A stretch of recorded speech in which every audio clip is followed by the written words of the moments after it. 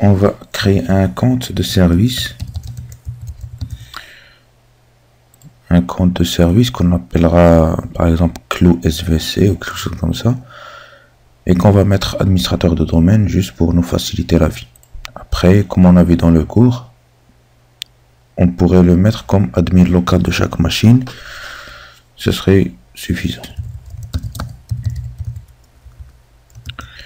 Clou SVC. On va y arriver. Le mot de passe. Il faut cocher ça en général.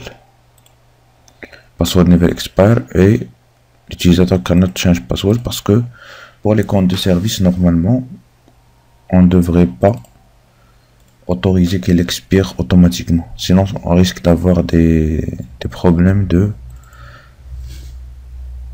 service qui s'arrêtent à l'expiration du mot de passe. Donc, je vais le mettre dans domaine admins. Donc maintenant que la partie stockage est prête, donc sur le premier serveur Exchange comme sur le second, on peut voir qu'on peut accéder au lecteur de log, lecteur de données et le quorum. Et il faut faire attention à ce que les noms des lecteurs soient les mêmes sur les deux serveurs. Parce que sinon, quand Exchange va essayer d'accéder au lecteur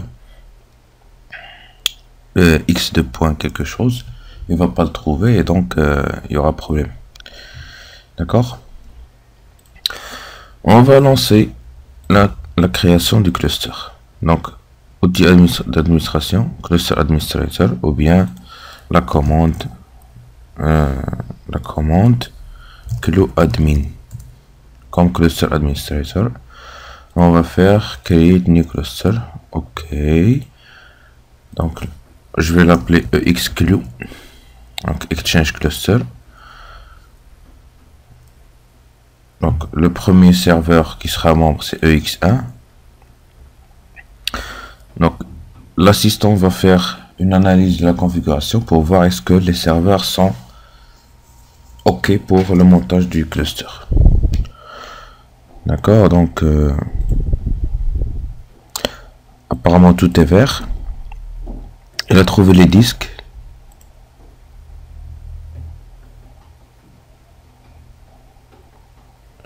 D'accord, il a trouvé les disques qu'il faut. En fait, si jamais vous attachez des disques VMware Workstation, vous les attachez directement à l'extérieur et que vous les mettez comme étant des disques indépendants. Donc si vous faites comme ça, ajouter disque, nouveau disque, et vous cochez ça, vous pouvez aussi utiliser cette configuration pour avoir un disque qui sert pour le clustering. Mais dans ce cas, il faut faire attention à ce que le contrôleur du disque ne soit pas le même que celui du lecteur C ou bien du disque principal.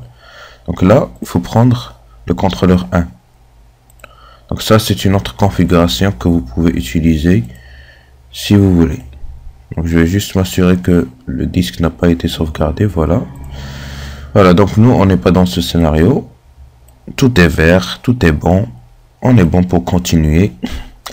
Il faut donner une adresse IP au cluster. Donc quand on parle de donner une adresse IP au cluster, c'est pour les outils de gestion. Donc on peut bien donner l'adresse IP du réseau public, le 11. Du moment où on n'a pas un réseau de gestion ou bien d'administration particulier. Donc je vais donner l'adresse IP dans le réseau 11. 11. Prenons 110. Allez.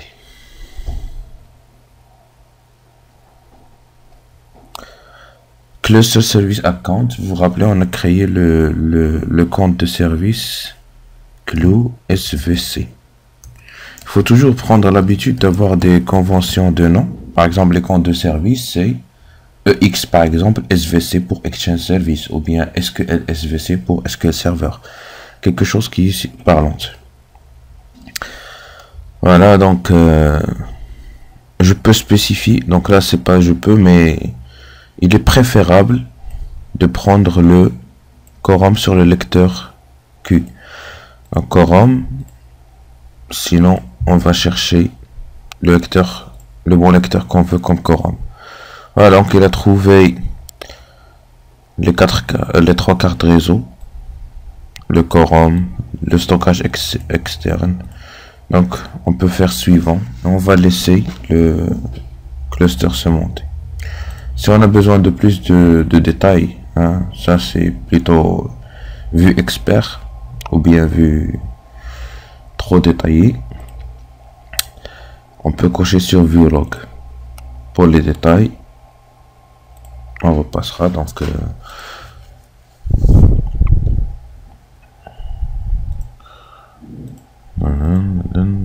creating cluster, adding cluster gada, creating this, creating cluster service. Donc ça a l'air de bien se marcher. Donc on va attendre.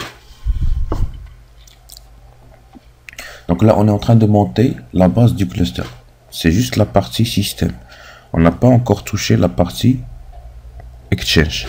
Donc toutes ces phases sont valides même pour un cluster SQL Server par exemple. Vous pouvez utiliser la même méthode et avoir un cluster SQL Server sur du Windows 2003 ou supérieur.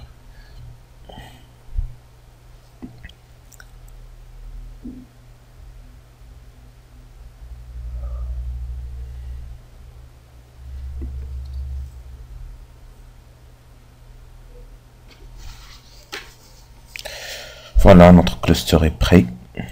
Finish. D'accord, donc on a les groupes par défaut. Donc vous voyez que chaque disque, il a assigné un groupe en particulier. Bon, on va réarranger ça.